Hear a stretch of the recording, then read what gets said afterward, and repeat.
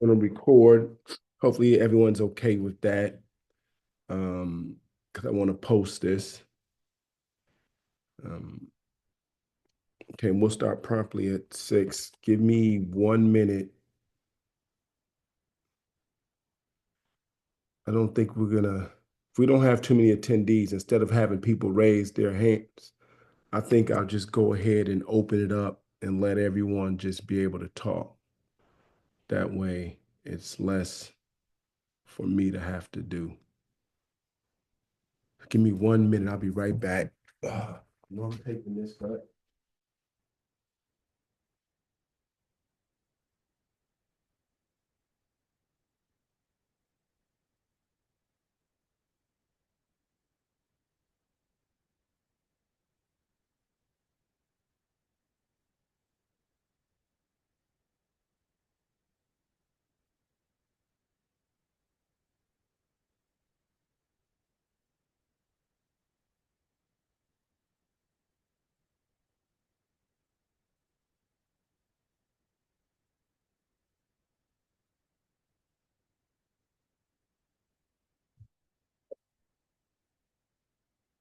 Okay. Sorry, everyone. I'm a little under the weather, but the show goes on. And can you all still see my screen, the PowerPoint? Yes, sir. Okay. All right. You can raise your hand. Katrina, you got your hand raised or?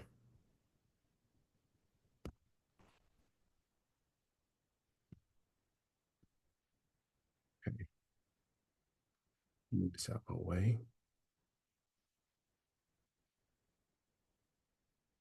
Katrina, okay. All right. Hold on. I know she's raising her hand for. She needs to be able to speak.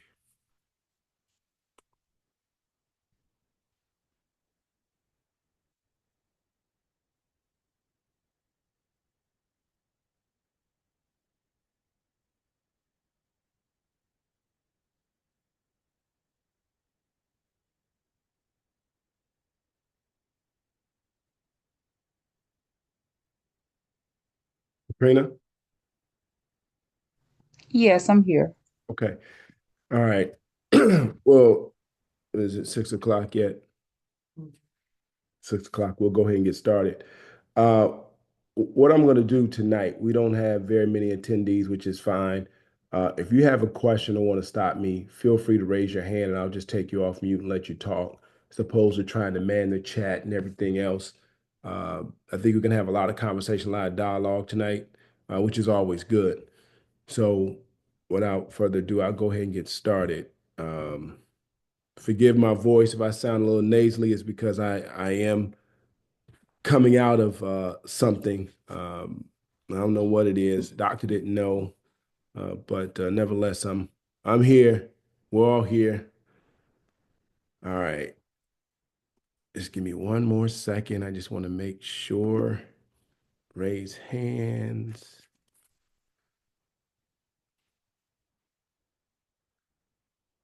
I'm gonna get someone to work behind the scenes for me eventually one day. Uh, Not there yet.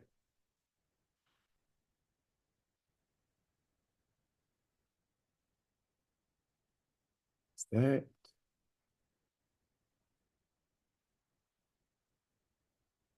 okay?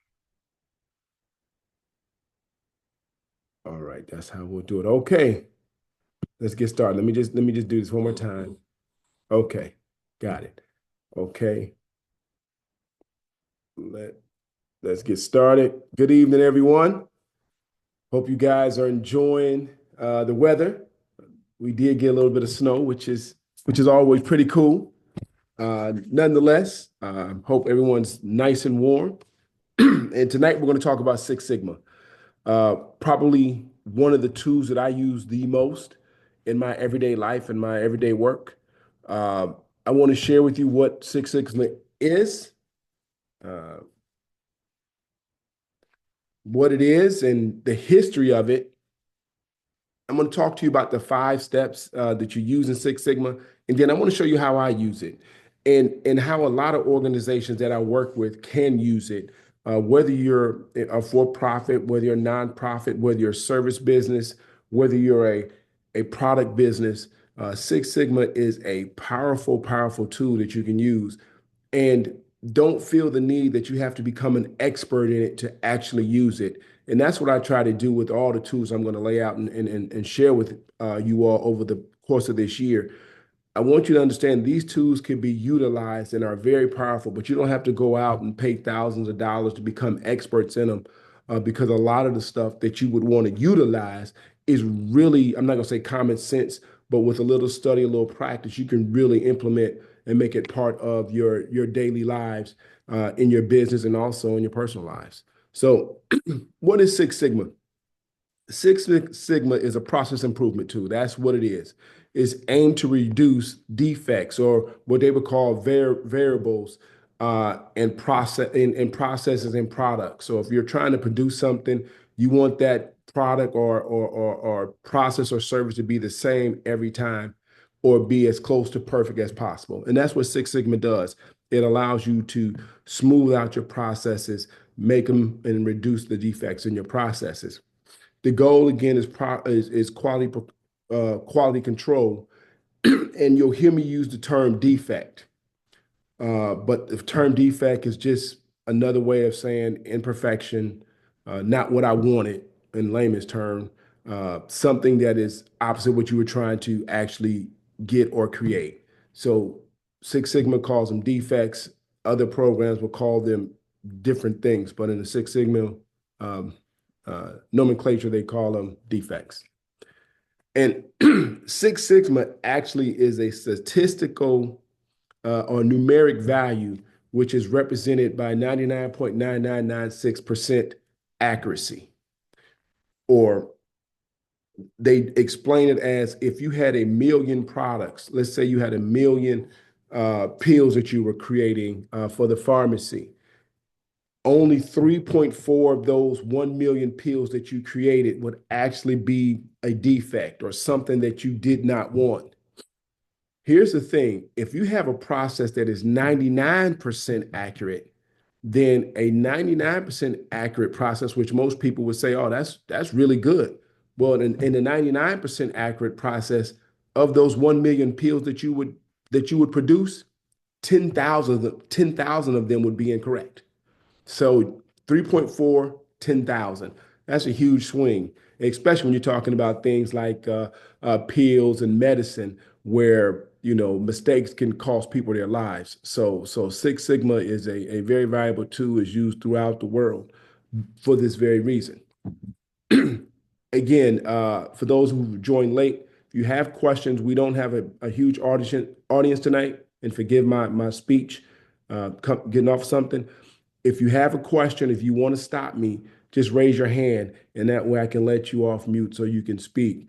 I don't think I need to man the chat tonight because we don't have a huge audience, which will allow us to have a lot more dialogue. So that's just for those who have just joined. So the history of Six Sigma, it was founded by Bill Smith while he was working at Motorola. It became very popular by GE and its CEO, Jack Welch, in the 90s. That's actually where I was Six Sigma trained. I was trained at General Electric in 2002, I think it was. I was trained as a green belt, Six Sigma green belt.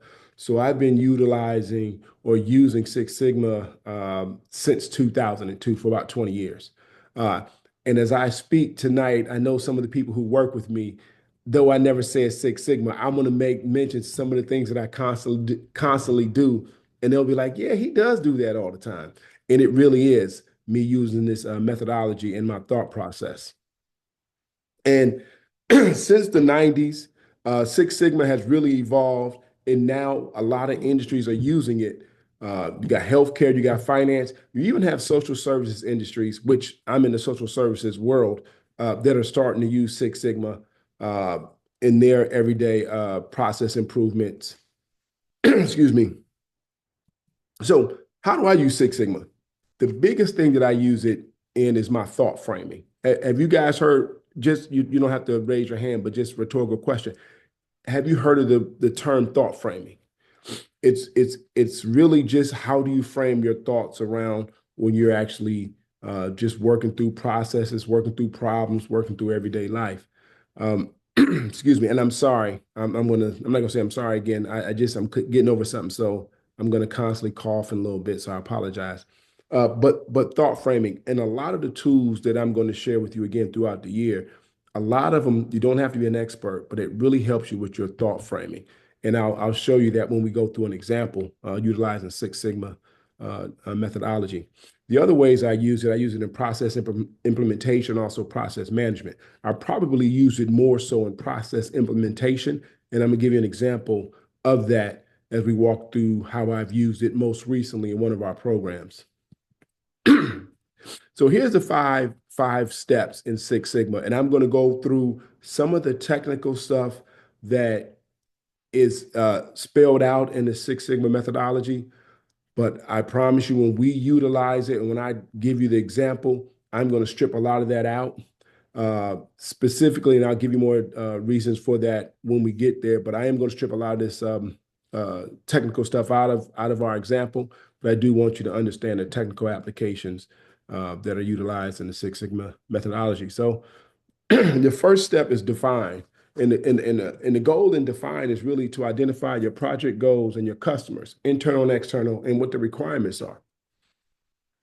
Some of the tools you're going to use in the define stage are your project charter, which is really just a document that you can create that really just outlines what the project is, what your objectives are, and all the items and individuals you're going to need to carry out your process improvement, or in our case, process implementation.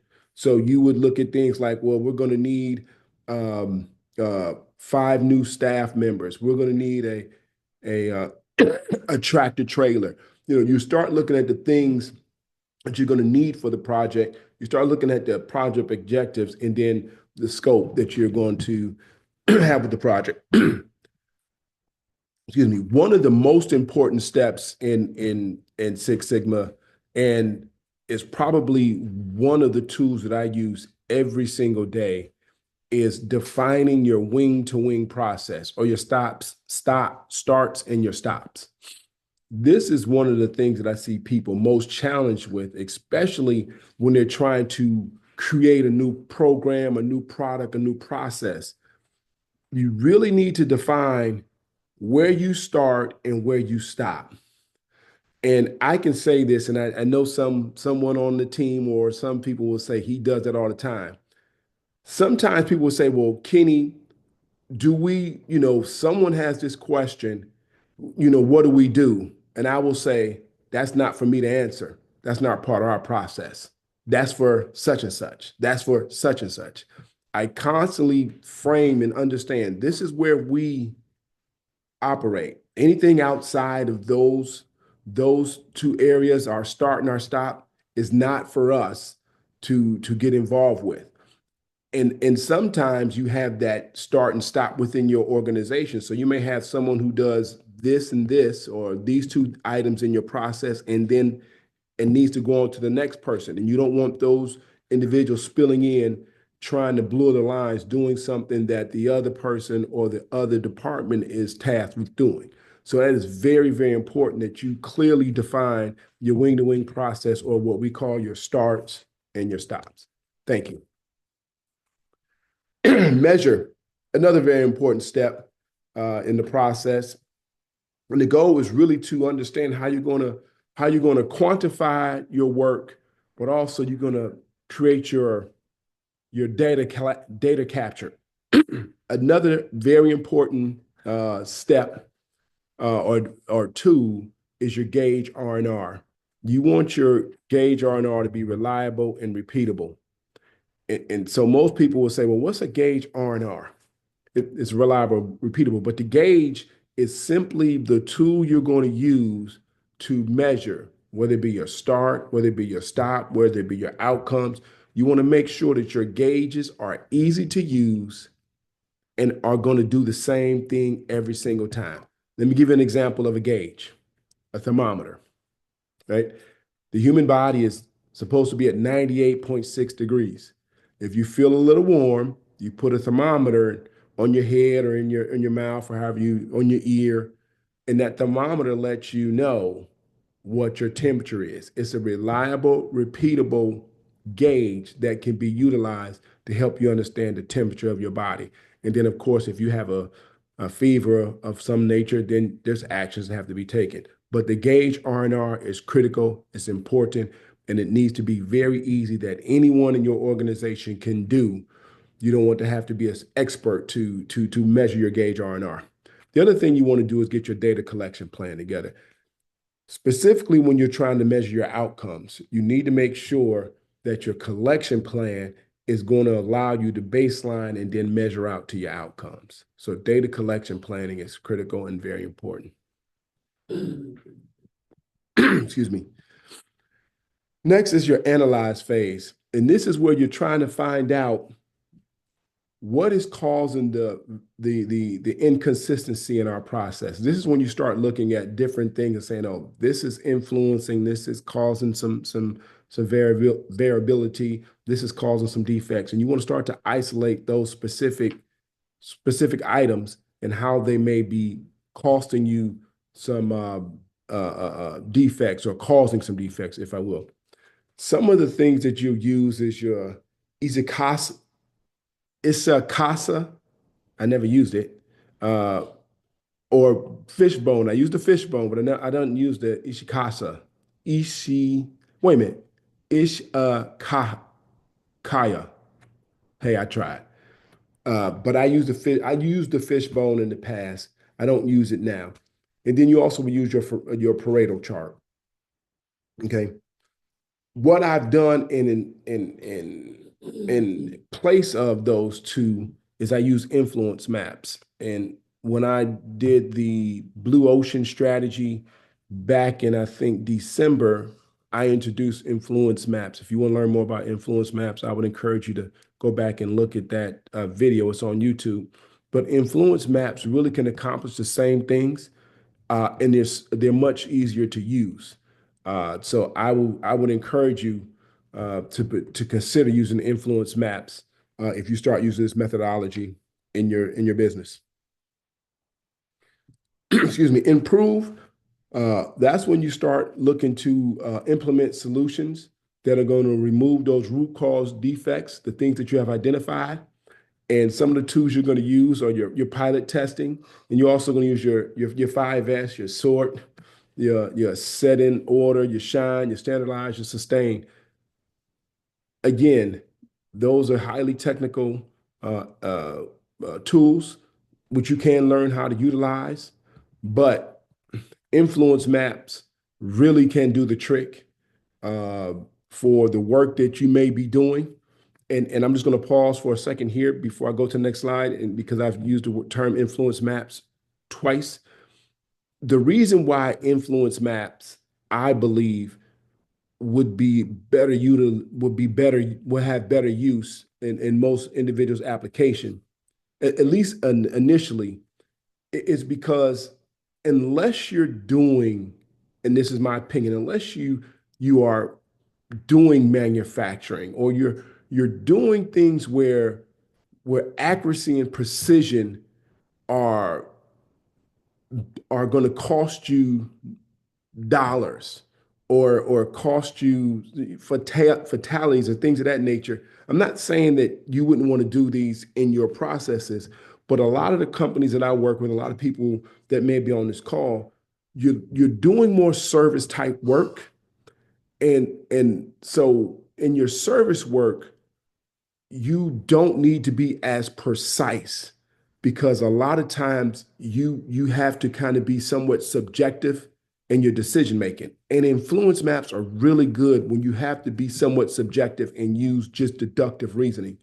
When we talk about Cynefin framework later in the year, we understand that working in social services like I do, you don't have specific cause and effects when it comes to processes. What do I mean by specific cause and effect? Example, if you have a bank account and you got $50 in that bank account and you write a check for $100, 100% of the time, 100% of the time, that check is going to cause your account to have an overdraft or NSF. 100% of the time. I don't care who it is. That's a correlation, cause and effect. It's always going to be like that. In social services, cause and effect are not equal. And sometimes you don't see the actual effect until later, until something else. It's not readily available to you. So it's hard to go through some of these highly technical processes where they're expecting, or you have to clearly make cause and effect equal so that you can bring that precision work into place. Influence maps allows you to have a little flexibility, allows the system, the domain process to bend a little bit, which would allow you to have better outcomes because you don't want to be precise. Because unfortunately, in social science, you can never be precise because cause and effect is never equal. I know I said a mouthful there. So if you have a question about it, let me know. It'll make more sense when I get into the example. Also, when we get into Connect framework. All right. And then finally, you get to your control phase. And this is where you want to basically turn the process back over to the business. That means that we've improved the process, we got everything in place, and now we want the business or the department or whomever to now go with this process and continue to, and then you want to continue to monitor the process to make sure it's continuing to do what you want it to do.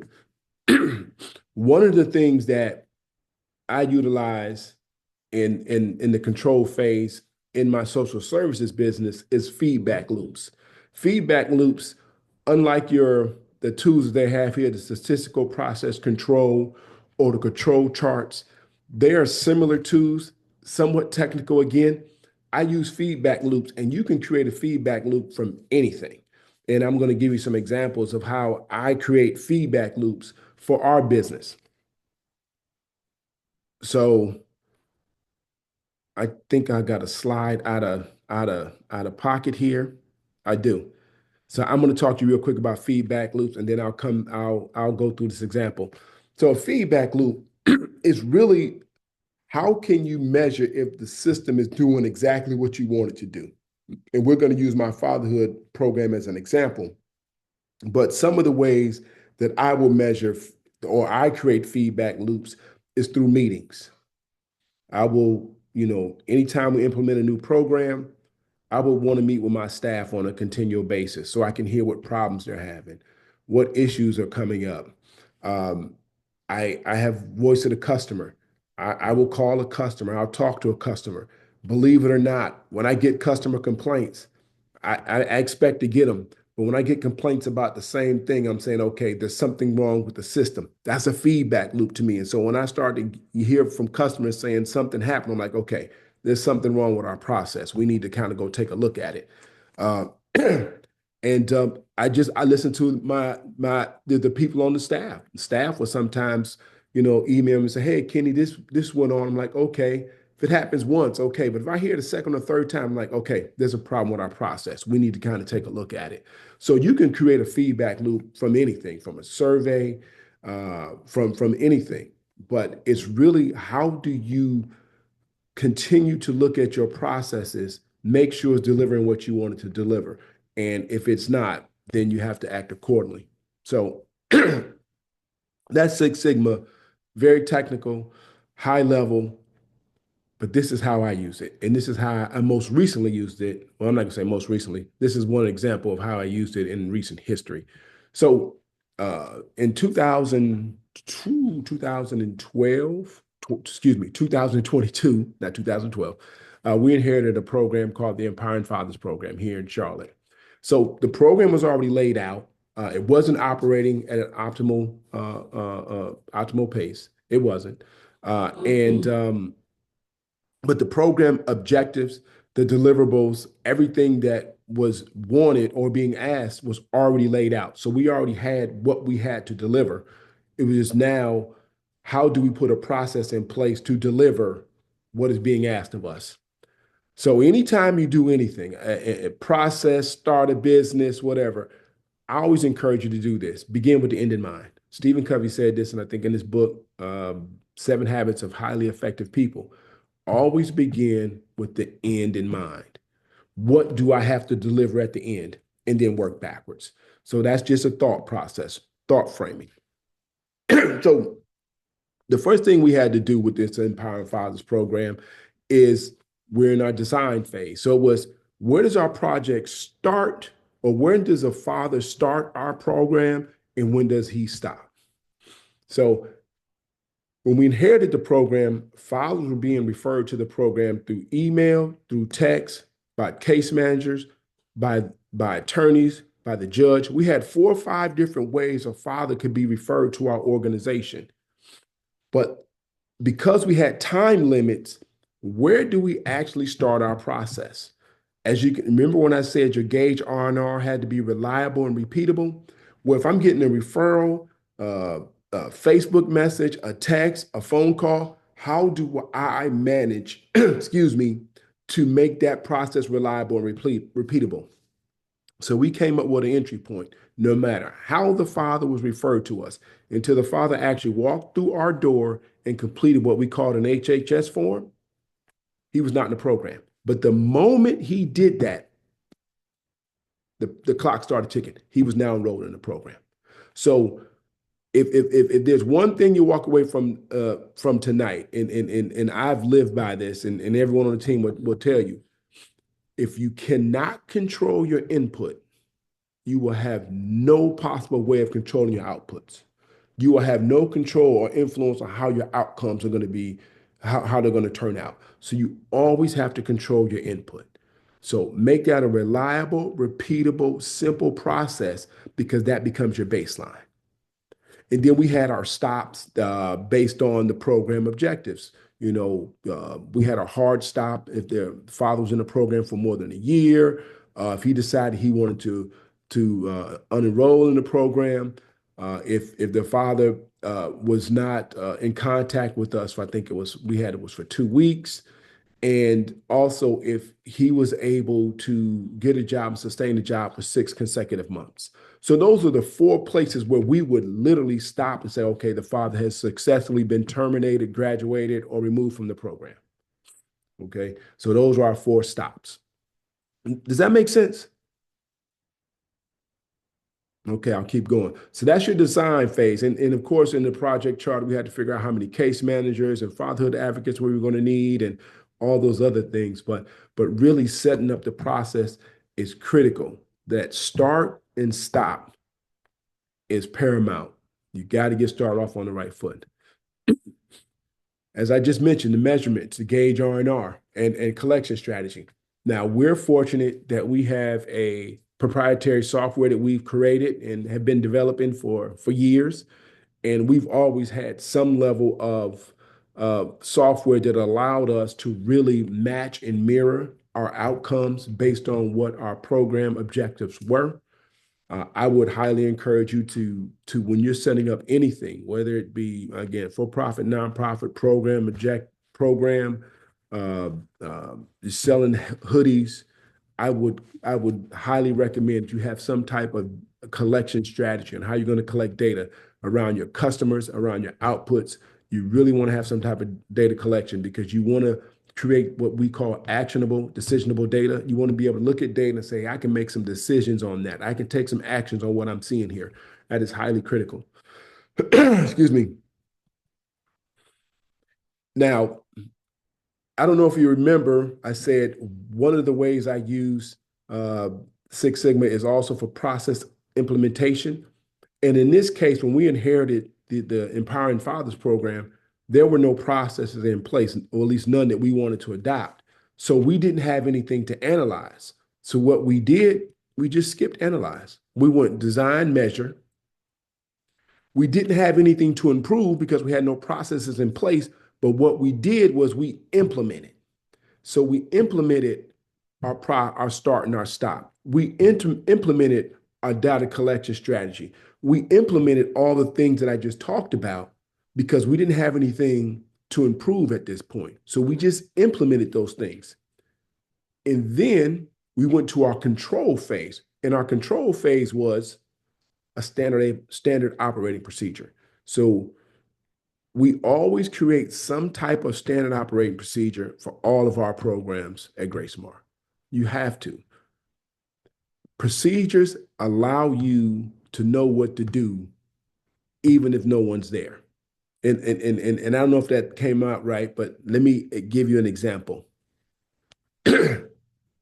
All of us have probably at one time or another had a job where we had maybe a commute to work. And I'm going to give you my example. When I lived in Canada, I had a 2 hour commute one way, going across this long freeway called the 401. And I had to get out by 7:15 to make sure I made it to work on time. If I didn't, if I got out at 7:20, I was going to be late because the freeway would just be too crowded. So there would be a time or two where I would wake up in the middle of the night, knowing I have to get up at 7:15, knowing it takes me at least an hour just to get dressed, do all the things I got to do to get on the road. There would be times that I would get up, it'd be 2:15, and I would think it was, I would think it was 7:15. And I would jump up like, oh my goodness, I'm late. And then I would realize it was 2:15. Well, because it was only 2:15, and I didn't have to be at work until 7:15, and that meant I didn't have to be up out of the bed until 5:15. What did I do? I went back to sleep. I tried to anyway. But what if I woke up and thought it was 7:15 and it was 8:15? What would I do? I would have different actions. The point is that if you don't have a standard operating procedure on how people are supposed to act in certain situations, then you get a lot of variability in actions and products and outputs. So you want to put some type of standards in place that people can at least adhere to. So you have some consistency in your service level. So that's why controls or standard operating procedures are critical. Now I know this feedback loop slide is getting ready to come up because it was supposed to be up there. There it is, feedback loop. So that's okay. So once you put your standard operating procedure in place, then that's when you start having your meetings.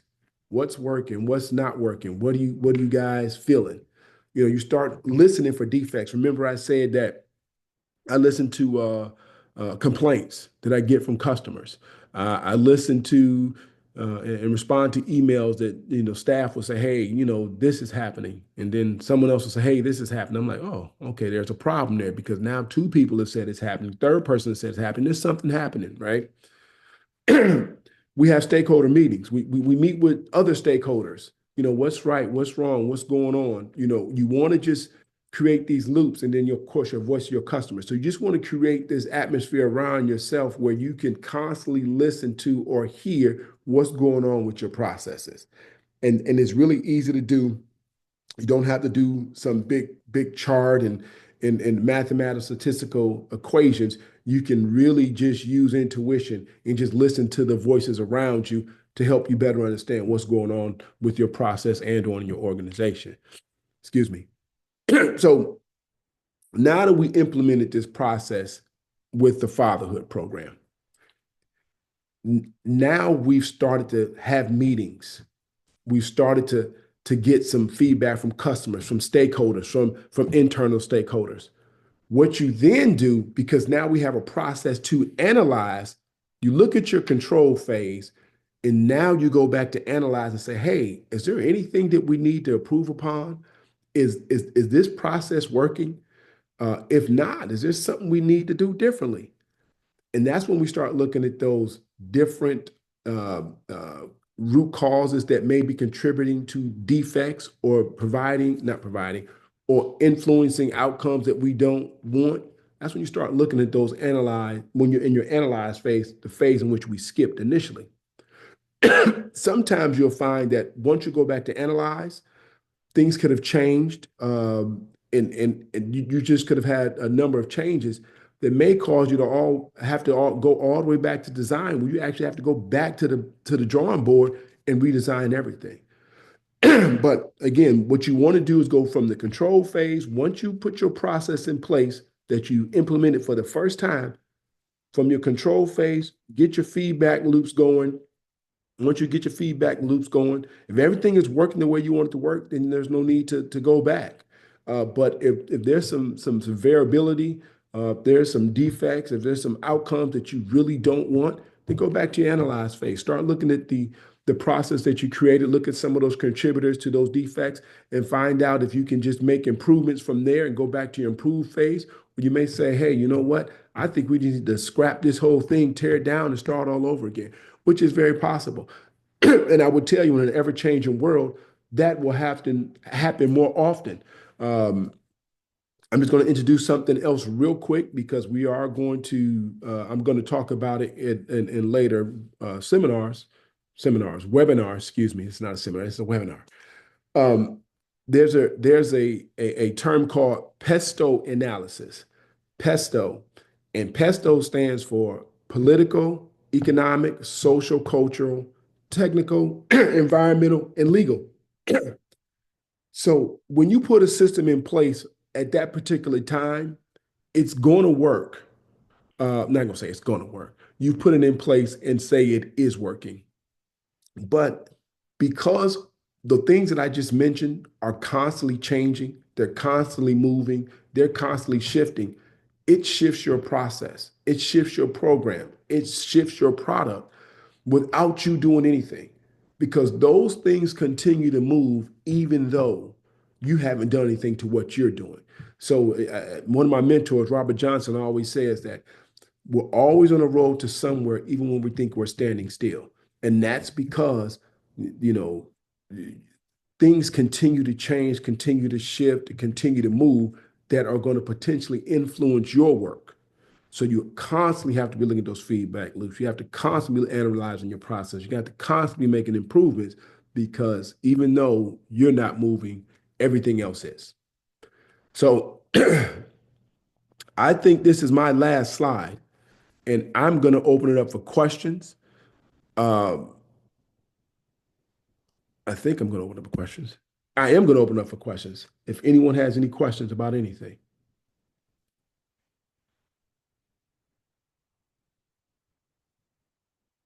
Okay. Well, I'm not going to belabor anything because I am not going to make any excuses, but I am not in the best of spirits tonight because of my slight illness. So I will give you back guys back to 30 minutes. But hopefully you can use Six Sigma in your business, in your methodology, in your process. It is a very powerful tool. And I wouldn't get caught up in all the technical jargon. I would really look at the process as a thought framing way of doing things. Because if you just use those frames of thought, it will really, really help you organize not only your own thoughts, but when you're working in teams, really organize the team and get everybody on the same page. With that, Katrina or Sophie, if you guys have anything you need to say or want to say, uh, you guys, you can go ahead. Thank everyone for attending and have a good night. Good night. Good night. Just remember, look for the next webinar coming up next month. Thank you.